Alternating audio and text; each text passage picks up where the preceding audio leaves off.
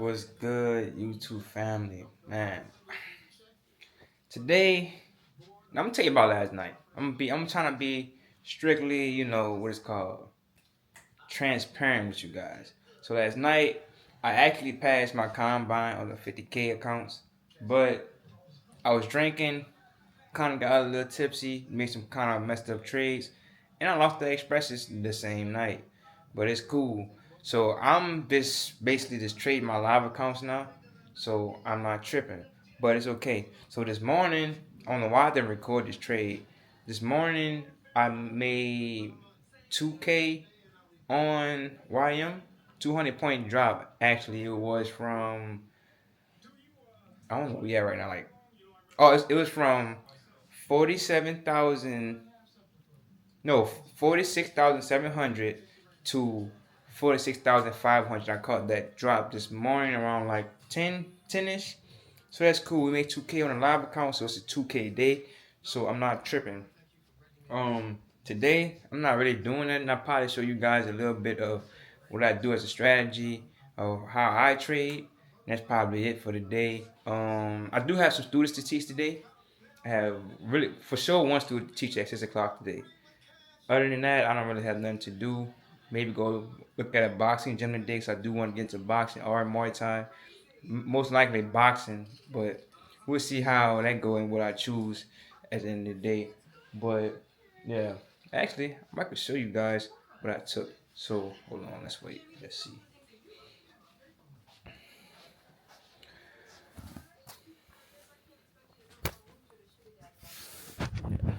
Those shirts you heard me, so I'm a slut.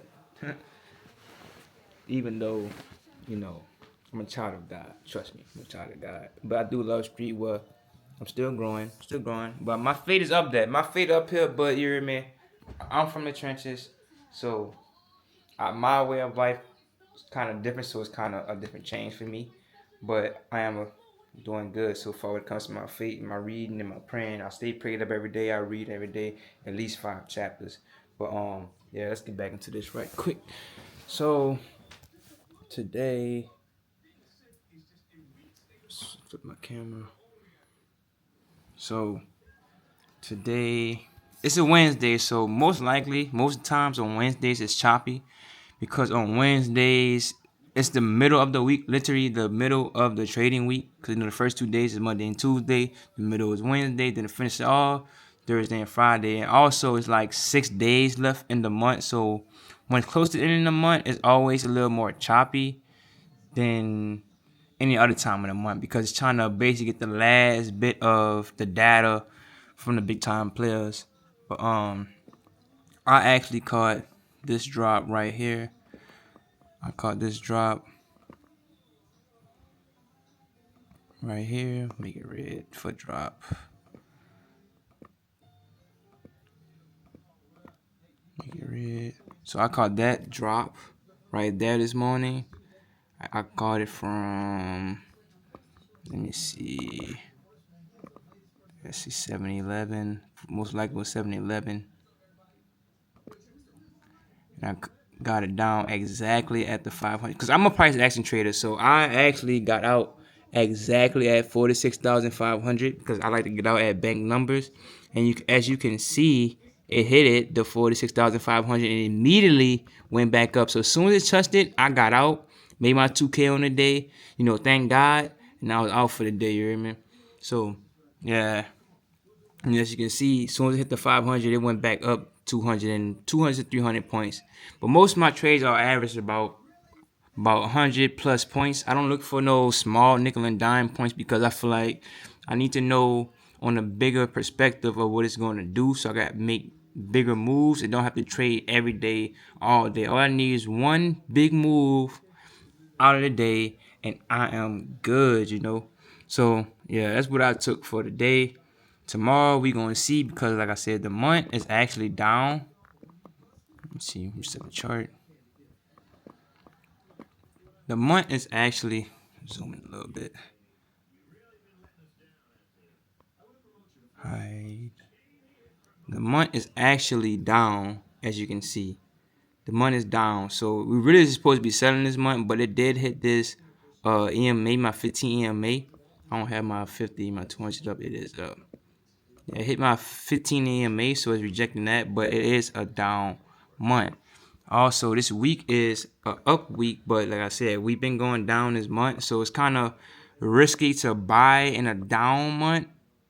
You hear me? But the week is up, so if the week is bullish, you could buy in a bullish week. But as you can see in the other past weeks, they was going up. As the wick is going up, it'll touch a certain price and then go down at the end of the week.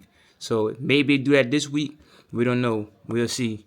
But look, see on the daily, it's also rejecting my 15 and my 200 EMA, maybe my 50. Let's see, and it's below the 50.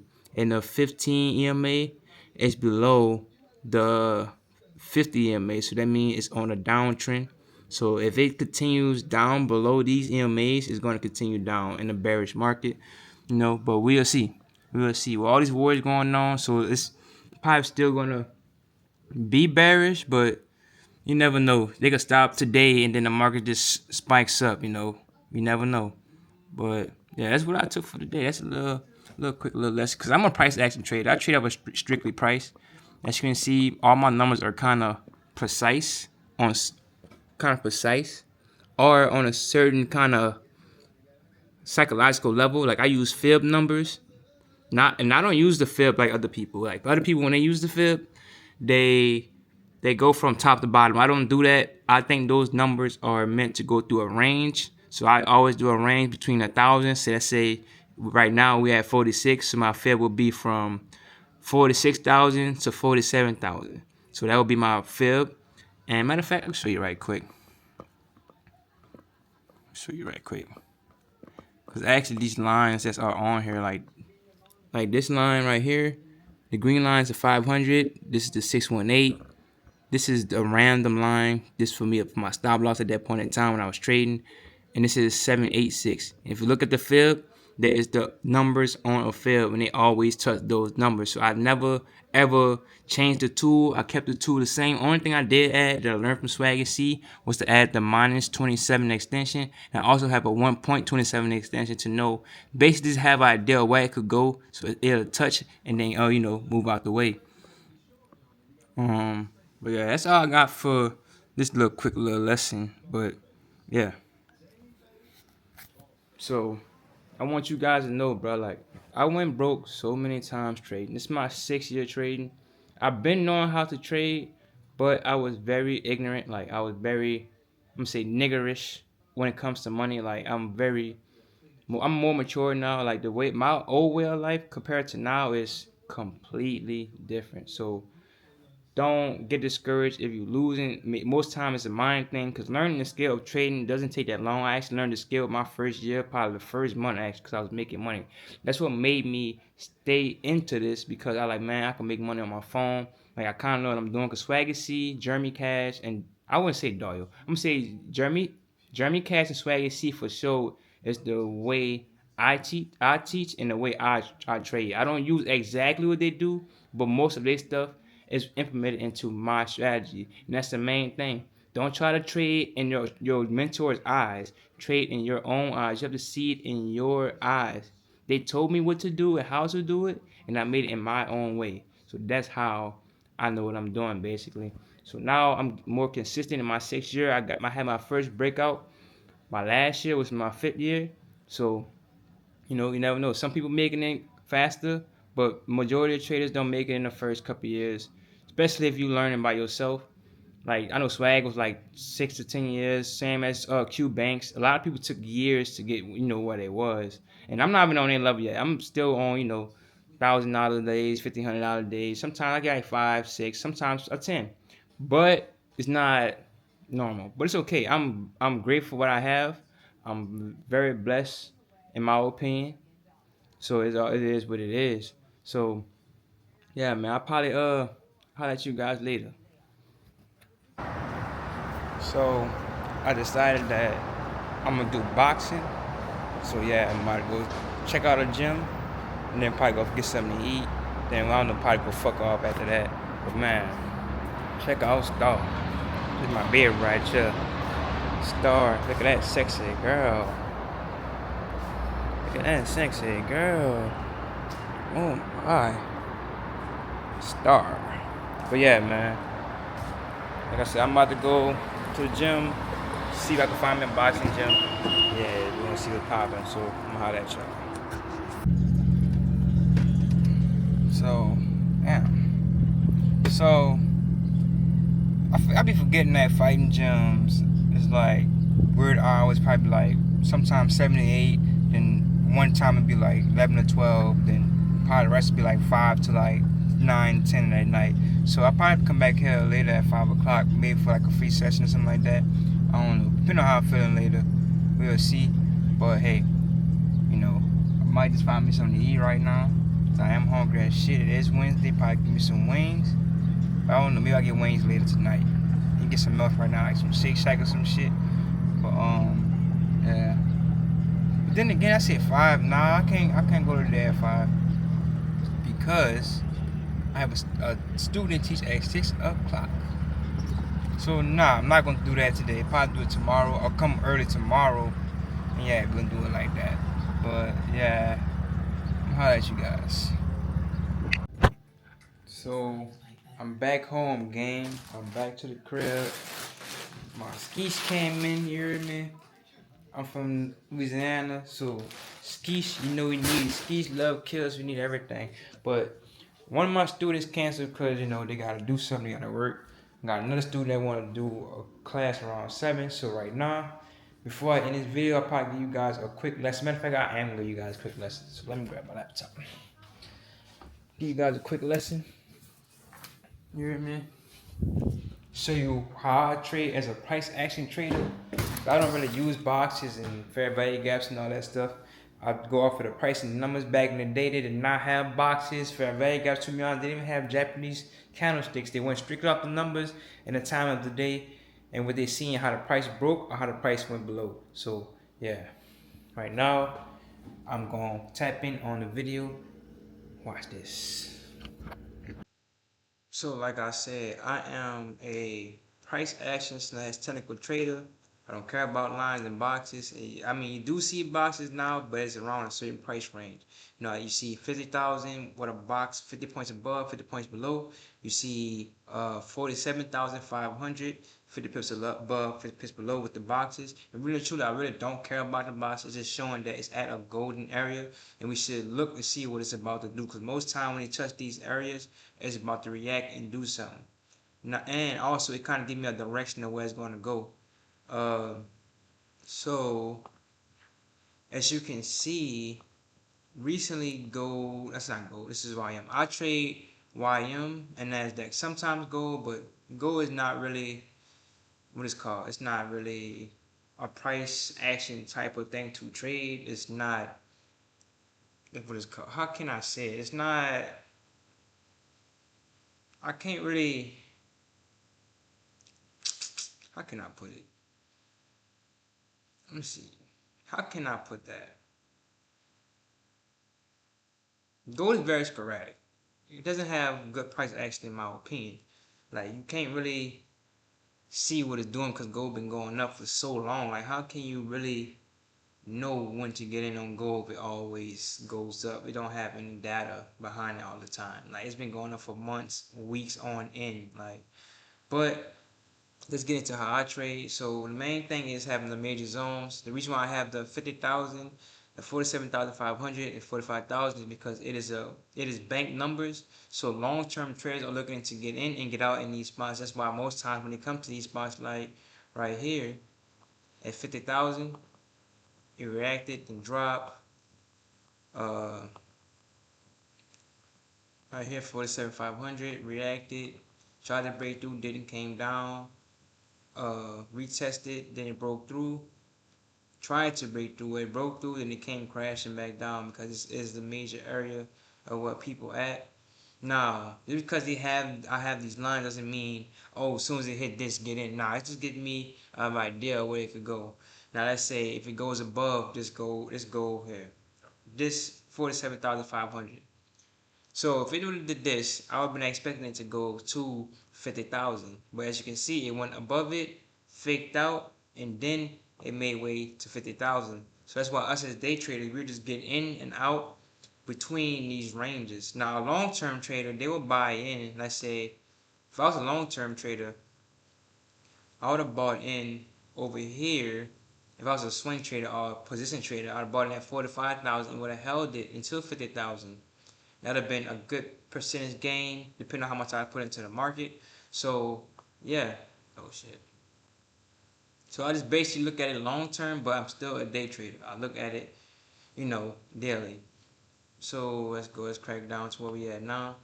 So since we in between 47,500 and 45,000, I am looking to see where would it hit next before it make its next major move. So as you can see, it just rejected the 47,500. As I always tell people, my students, if it goes to 47,500, it's either going two places. It's either going to go to 50,000 or it's going to go to 45,000. So since it's going down and just retested the 47,500, I will be selling down until it hit the 45,000. Now, if I do buy in, that's technically a counter trade at this point. That would be like a high risk trade. But if you know what you're doing, get in. I'll get in that bank number still. So now that we in between the 47,500, I have this line at 47,000. This is not my major zone, but it is still a key psychological zone because it could stop here and then it could move. Just like here, it came here to 47,000, wicked it, then went down a little bit, came here. This is like recent to 47,000 again, and it dropped. So we don't know what it's gonna do now. So I think this week it will drop probably Thursday and Friday because the week is bearish. Not the week. I say a week. The month is bearish, so it might do the same thing as the other weeks, as in going up and then wick. So that's what I'm looking for. So since it is at 47,000, I will have another line at 46,000 as a 1,000 point range. I have another one at 46,000. So this is basically the range that it's in right now. I'm trying to see if it's going to break through 47,000 or it's going to come below 46,000, make ways to 45,000.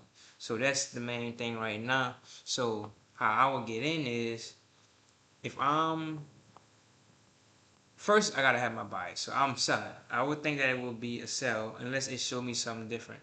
Now, if we break past this 47,000, then hey, maybe we going for bull. Maybe we should buy in because the week is bullish. So I don't know. We have to see tomorrow, see what they do. But I'm going off of the month, the 3 months, bro. It's going down. So we just don't have to see. Now, once we get in between, once we identify two major bank levels, but now I'm going to go with the bank levels. The bank levels is 25, 50, 75, 0. I'm saying 100. So if we have 45,000, the first level will be 45,250, then it'll be 45,500, then it'll be 45,750, then it'll be 46,000. Because we day traders, most traders, they don't look for big gaps. Like, I'm looking for the big move. I'm looking for about 200-300 points a day if I'm trading. Most traders, they want about 30, 40, 50. No, to me, that's chump numbers. But if you're making money, be grateful for what you get. That's how you trade. That's how you trade. Just when you trade like that and you see moves happening, don't get in and keep getting in and getting out, because eventually you will start losing and you will get off of track of what you're supposed to do. See, the market just opened at 5. You can see the bear candle already starting. So another thing I do, like, I trade off of fib numbers also. So if I was to, I don't usually put the fib on here, but I'm gonna put it on right now. I put it between a 1,000 point range, which is the 47,000 and 47,000 and 46,000. If you know me, I like my numbers precise. I don't like to have random numbers, because if a banker was to get in and get out, the major banks, they're not going to get out at a random number. Like, if it's not like a fib number or like a whole number, a whole round number, bro, they're not about to get out right there or get in right there. So that's the main thing, is numbers. A lot of people worry about their fair value gaps in their boxes, but that does not matter. Worry about the numbers first, and then you worry about the candlesticks in your box, because that's why you always get liquidated, because you think that's going to work. No, it's not how it works. You need to go off of the numbers. To be honest, Even these EMAs could confuse people. I only use it sometimes when I have to really know what's going on, but really and truly, it's based off of the price of how things move. Because if it just hit, if it not breaking 47,000, I'm at least expecting it to go down to 46,000. I want to see at least 46,750, because that's the first quarter zone. Or if I'm going up to the fib numbers, I'll be 46,786, because see 46,786 right here. So that would be a number, and as you can see, it's been playing around the same fib level, so you know I'm not playing. So you know I'm telling you truly what I'm saying. So let's say we in the markets right, and I'm looking for a buy. Well, I can't say I'm looking for a buy. No, the market presents itself whenever I see it. So I say this situation right here. Once the market starts showing you momentum in the way you seek, then you get in. So let me take a fib up right quick. You don't really have to do the fib, because the fib numbers to me is still like bank numbers. Like, I'm gonna go back to the fib right quick. Like I say, I do 250, 500, 750, 0. So this is technically 250, 236. This is technically 750 at 786. It's just the fib number of that zone. So this is how I used to do it before I actually learned the numbers. So I will have over here right now. I have one at 750, line at 750. Boom. Now I have the mid zone line at 500. Is on at 500. So this will be the mid. This will be the middle, top, bottom. This will be the other mid zone between those. So actually I'm gonna put this back since they already have some data right here. Put this back to show you guys it's real. So basically the market moves in levels, it moves in ranges. So from here to here, from 250 to 500 on one contract on YM, that's $1,250 for one contract. Two contracts, 2,500.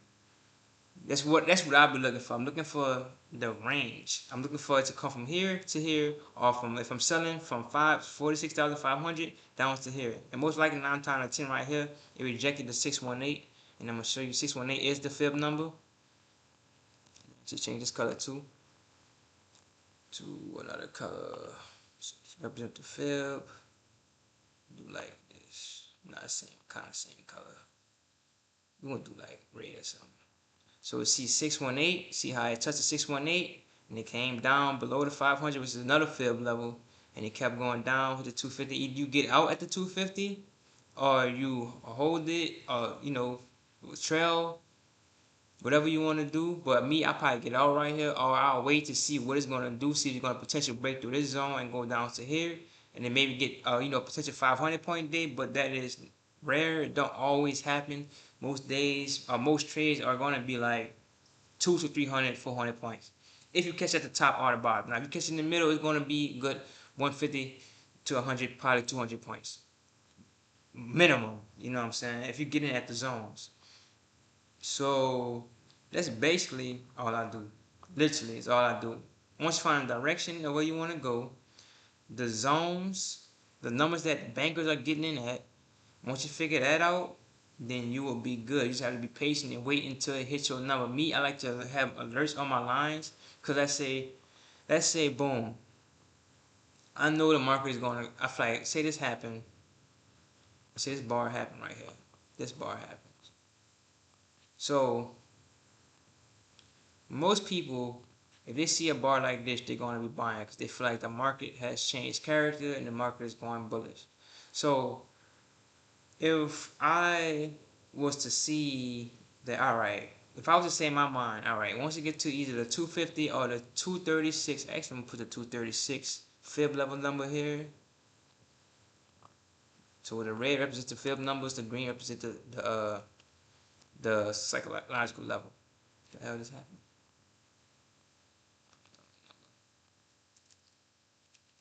Six. So see, that's just like, see how tight that is? Same thing. You see how it taps here, tap, tap, and went up. See, this is called a fake. This is how fake outs happen. You know, fake down, then it start going your way. That's why you have to have patience and wait until it show you what it's gonna do. You don't want to just hop in right here. You probably had your stop loss probably 50 points, so 50 points below, sometimes 100, and it's going to cook you.